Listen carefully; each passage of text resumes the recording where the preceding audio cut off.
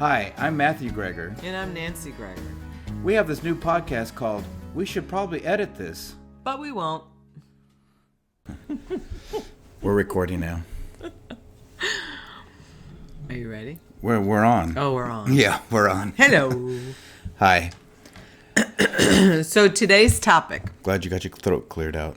Mm-hmm. So today's topic, here, interestingly enough, I was asked not that long ago from somebody who wanted to know what is the secret to a long-lasting marriage. Okay. And we're an example of that? We are. 37 years? To some people, okay. You know. Okay. I'm sure there are lots of other people that have more years than what we put in. But we happen to be at it. You know what's funny is this? It reminded me of a time years ago when we were first married and we lived in Manhattan. Mm-hmm. And we lived in this, 12-story building, and we were the different couple in the building. You mean we were the minority of the building? We were the building? minority Okay. of the building. Okay. That, number one, we were a heterosexual couple. We were married, and we had a small child at that time, was Benjamin, who was born. Yeah. And so there was one other couple. There was one other couple in that building, which we happened to meet by walking our dogs. But the reason I bring that up is that it seems like in this particular setting, we were sitting at a table where either people were divorced, single, maybe on their second marriage. You're jumping back to the present. Yeah, kind of. When is it hard for you to follow? Sometimes it is. Sometimes it is. I mean, you were talking about something in the past when we had a baby. I was trying to correlate it to where we are and why I felt it was unique in as much as that once again we're in a situation where we're the oddities, and I find that interesting that we're the oddities. So are we the modern day odd couple? I don't think we're an odd couple. I just think that the question is, what helps our marriage work? Or what keeps our marriage? What's the secret to our success in being married as long as we've been married? So what's the secret to the success? What's your secret? What do you think the secret is for making a marriage last and for doing it? Well, number one is, I think you have to have fun and you have to laugh. I mean, the reason why we're doing this show, in some ways, but you need to. You can't take everything so seriously, and that's a hard thing to really do, actually. And especially in the beginning of a marriage, I think there's definitely go through ups and downs in it. But if you can bring light to the situation, and if you can not take it so seriously, I think that goes a long way with what it is. And if you can just bring humor into the situation, into whatever it is as well, into every day, if you can just smile, at each other, and appreciate them for who they are, because they're not going to be who you wished they were always. You got married because something was there was some chemistry with it, and you can't go into a marriage thinking that you're going to change this person, because it's not going to happen. I think you have to have, fundamentally, in the very beginning, there has to be common goals and common grounds. And values. Same values. If you don't have that, it's going to be really, really hard. You have to have those things in common. How you get there, that's where fun stuff lies, right? But it's the idea of, we had the same goals in mind. We knew what we wanted in this relationship. We knew what we wanted to do with this relationship. And so we were coming at it from two different ideas and perspectives and backgrounds. That's because we were raised differently. We were raised very differently.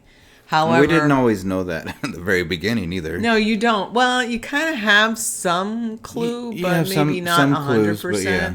But there are things that you still have to have in common. And I think in the beginning stages, we had ideas of what we were looking for in this marriage. We wanted a family.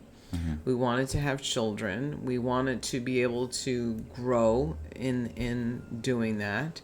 And boy, there were challenges in even just doing that.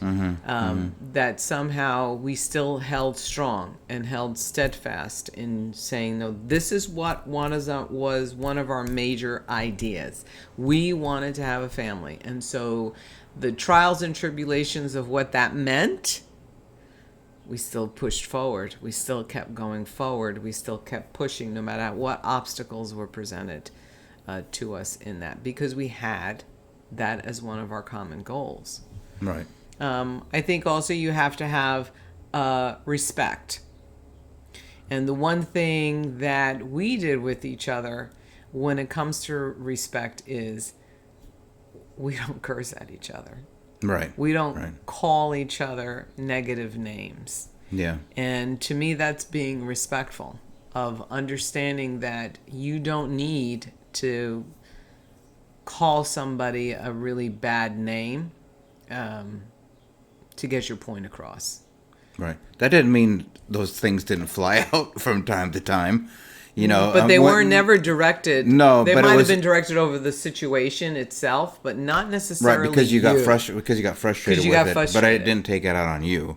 Correct. You know, and I didn't blame you for something or get mad at you because of that particular. Now, case. I might have walked away and in my breath, yeah. but it wasn't something where I stood in front of you and said, "You ba ba ba ba ba ba." That didn't happen in our marriage, and I think that has to do with respect. We respected each other enough to know that certain things, you're not going to come back from easily, and so you have to be really mindful of what those things are, because they can affect your marriage. If you have one person who's constantly putting you down, or constantly being negative, or constantly, cursing you, that's going to be very, very difficult to overcome, and that's not something easily done, at least for us. Yeah. Right? Because this is what keeps our marriage going. Everybody has a different thing. I mean, I look at our older son and his wife, and we would sit back and say, yeah, that would not go well with us. Right? Right. I mean, it might work for them. It might work for them. It might just be what they're used to and what they're doing, and it may not be geared towards them. Right. Some of those conversations may not be geared towards each other, but just the way they're just they're the common yeah. the common language. Right. And I think by doing that, I think our children also understand there are certain levels that you can't cross. So you can have a discussion with me and you could be upset with something I said, but cursing at me is not going to be allowed. Right. Would not be tolerated. And because like I said, there's a negative connotation to that. And that's really something hard to work back from. So that's one of the things we never did. Right. So there was a mutual respect. And I think because you had some fundamental things that you were looking at, you worked at all the things that were opposite of each other. The way we were brought up and how we were raised and what our values were, were very, very different. Very different. Yes, but the overall values are similar. Our values that we bring to the table, maybe our family values were slightly different. Maybe our commitments and how we looked at our extended families were very different. Right. My growing up in a Hispanic family, there's a very strong bond with your elders. There's a high level of respect for those elders, and you just did things because that's They how told you had you to to? do it. Yeah. It wasn't a debate. Like, they didn't ask you if you wanted to participate in a Thanksgiving. It was more like, no, what time are you coming?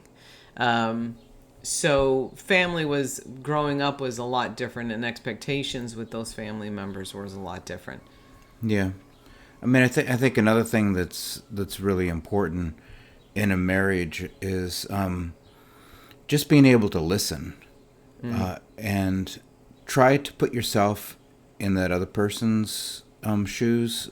You know, you have different ways of thinking, and you have different ways that you bring things together, and there's always two points of view to something. It's your point of view and the other person's point of view and how they see things. And if you can just take that time to try to understand how they are viewing something, it'll make things much better when you're trying to have a discussion or when you're coming to a conclusion with something, because it can't be your way or the highway. Yeah, all the time.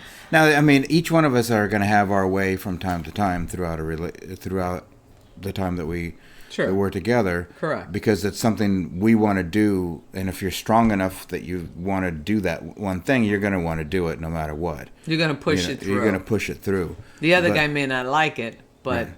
I mean, that's where you have the give and take, too, at times. There is a give and take as well, but if you can really try to listen to that person and have that intention of listening, not just hearing what they're saying. There's a big difference between hearing what they're saying and actually listening to what they're saying. It is a big difference. It'll go a long way. And the journey is not always rosy. The journey's not it's got its ups and downs. You got your peaks and your valleys, and there's times that you are down low that you wonder if you're going to get out of it, at times.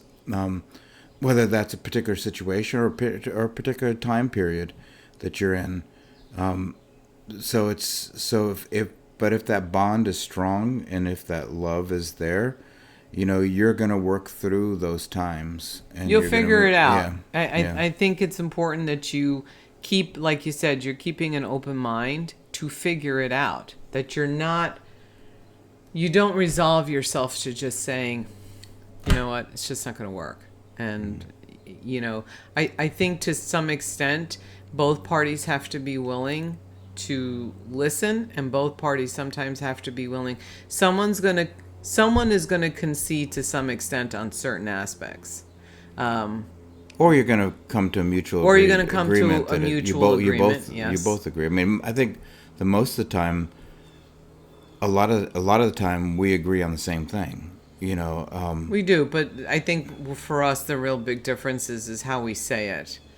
I'm more of direct to the point, get it out. Yeah, and I'm not good with indecisiveness and nurturing certain and taking aspects. Too long to come to the point. That's enough. I've heard enough. Yeah. But yeah, those are the kind of I'm not good at. That's just never been my temperament, and so I'm more like, let's go. This is what we're going to do. Let's just do it, and let's just see where it goes. Whereas you're much more calmer. But sometimes I'm okay with that. If I didn't have to make the decision, correct, or decide what it is, and I'll just go with it, and you'll just I'm go good with it. that. Yes, yeah. and vice versa. There will be things that I will sit back and say, no, you take the lead. I'm just going to follow you where you want. Like right. One of the things we talked about this weekend is making connections with people and communicating with people and building our social network building friendships with people. And what did I say to you? I said, this is something you do better at. So you go and you find some people that we want to interact with, and I'll come along, because I'm not good at that. He's much more approachable. I'm not necessarily approachable, but that's okay. But then when we do get into the conversation, you're the life of the story. You're the life of the party. I'll take the lead. Yeah. I'll take the lead on that, but I'm not necessarily that front runner. So But those are things you find out throughout time. Yes. Of being together. And the thing is, you can't fight those things. No. I think that's where if you can embrace what you're good at, that's it. And what that is, then it just makes it that much better, and you can let go of some of those other things, and you're okay with that. Right. You have to be okay with it. You have to be okay with it. If you're always constantly fighting it, then it's you're just going to be miserable. You're just going to get frustrated, and there's no real reason for that. But right. I mean, I'm sure there's been people in our lives that have been on their second marriages, and there's still problems fundamentally with those marriages, and they're trying to figure things out. And I think it's just important to really just figure out what it is that you need to do to make those things work. There has to be something more in common. You have to have lots of things in common. Things you like doing together. Things you like doing together. But I think also having a very strong sense of what you like to do, and you're okay being by yourself doing it. Like, you love to go fishing. You love to be on that boat. You love going out there and being out on the ocean. And I'm like, yeah, I'm not going to go out on the ocean unless you got a really big boat. Yeah, I mean, do I wish that was different? Sure, I do. I wouldn't mind you coming out with me and spending time with me out there. Yeah. But then I have to come to the realization that you're not going to. I mean, the few times that you've been out there, I think you've. It was okay. I had a good time. Yeah. But if you say to me, "Hey, is this something you want to do on the weekend?" I'll say no. Right. Or if you'll say to me like, "Hey, it's still daylight. We can go out and go out on the boat." I'm like, yeah, no. I don't have that desire, if you will, like you do. But that's okay, because you know what? That's something you enjoy, and I want you to enjoy it, and I want you to have a good time when you are out there and doing it. Just like you when you go get your nails done or your facial. Yes, nails and facial. It's not something you would do. But I did get you to do, when we go away, to do couples massages. Yeah. See? Yeah, that last one really worked me out over the knots that I had. So it was good trying that out as a couple, going out and doing that. And I even got some facials going on for you too. I think that brings back to the point that you also, as a partner, need to try certain things with when they're suggested to try them. You can't be so rigid about it. Yeah. Like getting me to go do the massage wasn't something I'm gonna just go up and do. Right.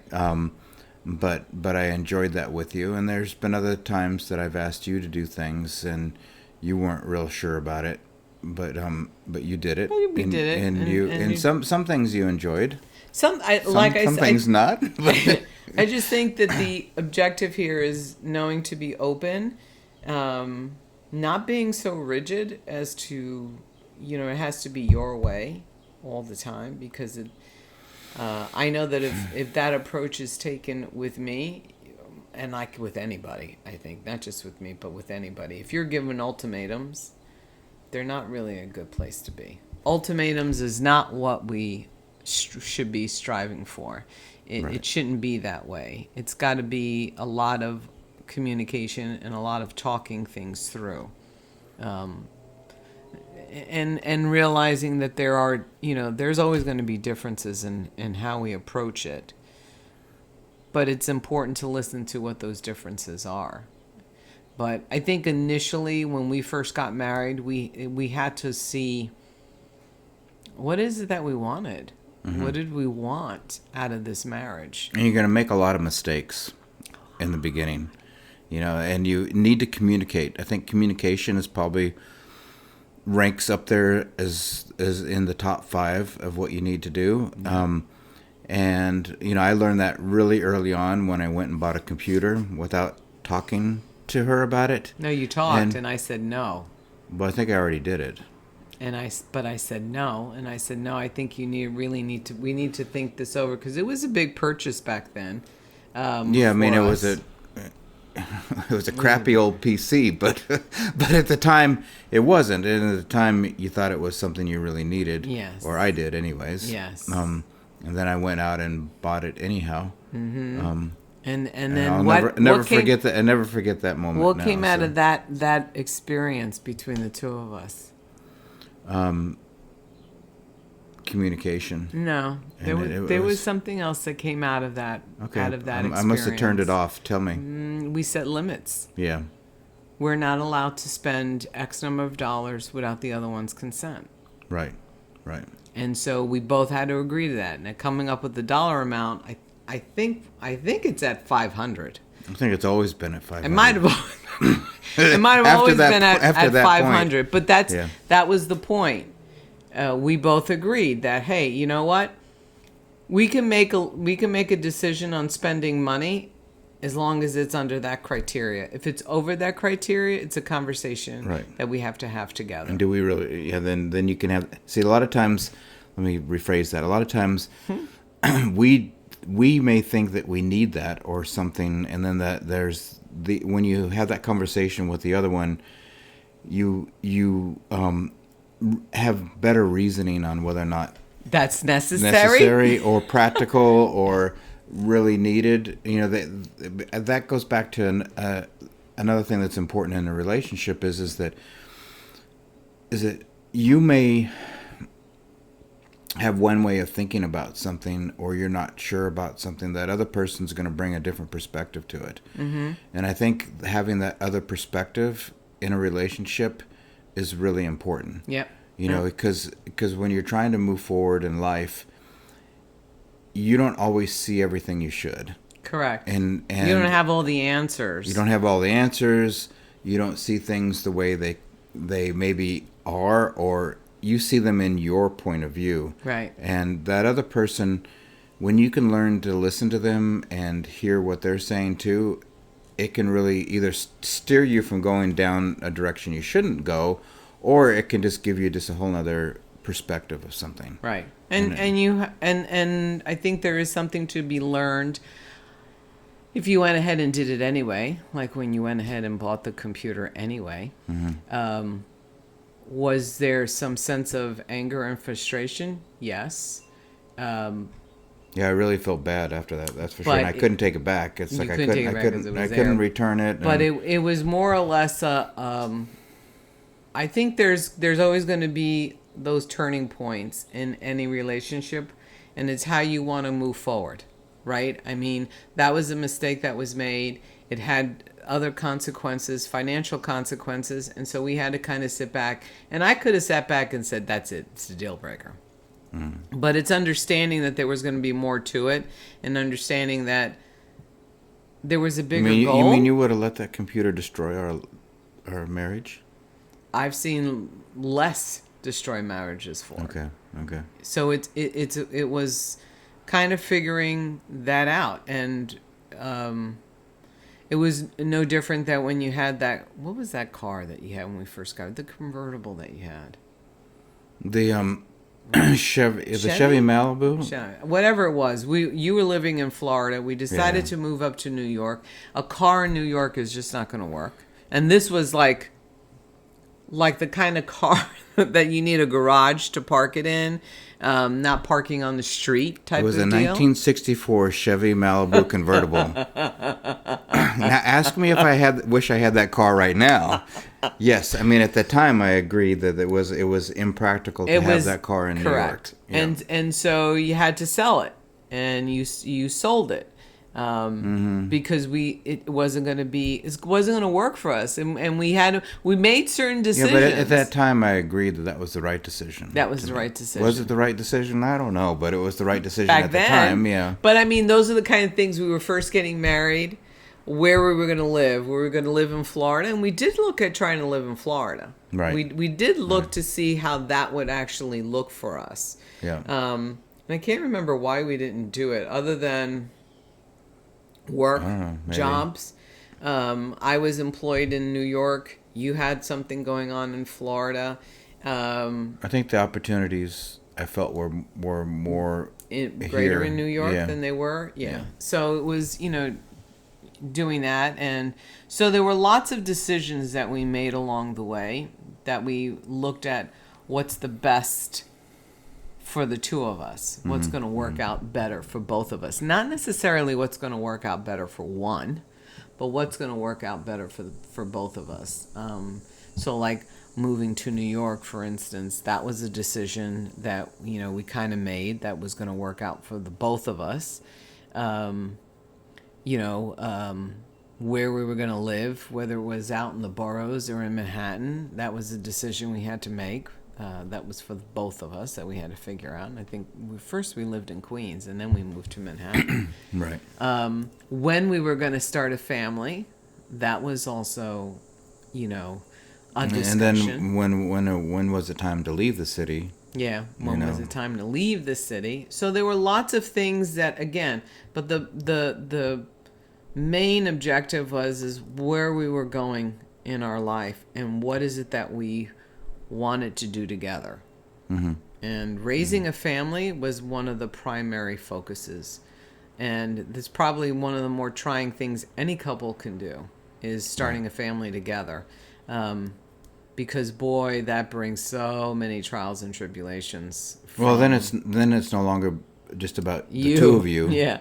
You now have the other people, human that you decided to bring into the. Then that brings a whole other mix into it too. Is how are you going to raise them, and what are the values there, and what's important to you, and what's important, and that's why it's so important in the beginning that you guys have the right connection mindset, and values too. So it was good that we waited a couple of years once we got married before we started down the road of having children, because that gave us an opportunity to kind of know. We'll get to know each other and to do a little bit of traveling or doing a few things. Much. Well, we went to California. I remember that. Yeah.